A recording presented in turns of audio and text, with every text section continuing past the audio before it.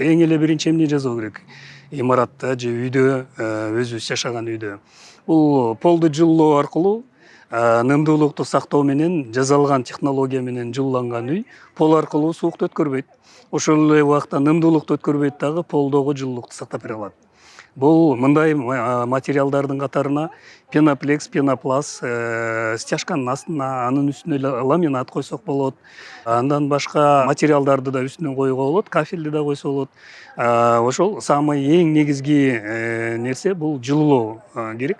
Ал эми дубалды болсо ошол эле материал менен пенопласт, пеноплекс менен жылуулоо болот. 5 сантиметрден кем болбош керек. Мындан башка пенополиуретан деген материал бар, минерал ваталары же базальт түрүндөгү материалдар бар, традициялык же болбосо салттуу материалдар, бул камыш, саман дегендерди да пайдалансак болот. Бирок бүгүнкү күндө биз көбүрөөк сунуш кылабыз дубалды потолокту жылуулаганда мүмкүн болушунча базальт материалын, минерал вата түрүндөгү материалдарды, плита түрүндө дубалга пайдалансак болот. 5 сантиметрден кем болбош керек, ал эми потолокко 10 сантиметрден кем болбош керек. Бул толук биздин климаттын шартында сырттан келип аткан кыштын күнкү суукту өткөрбөөгө шарт түзөт. Ошол эле убакта жайдын күнү суук, ысык өтпөйт дагы, үйдүн ичи салкын болот. Азыр биз жылуу мезгилде турабыз. Эң эле курулушту жасоо үчүн атайын керектүү мезгил деп айтсак болот.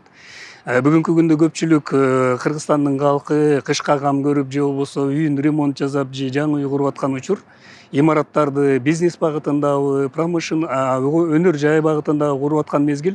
Ошон үчүн биз сунуш кылабыз азыркы мезгилди туура пайдаланып, туура технологияны, туура материалдарды тандоо аркылуу үйлөрдү жылуулоого болот. Жана биз айтып өткөн материалдарды, технологияны туура сактоо менен бүгүнкү күндөгү курулуш иштерин жеңил аткарууга болот.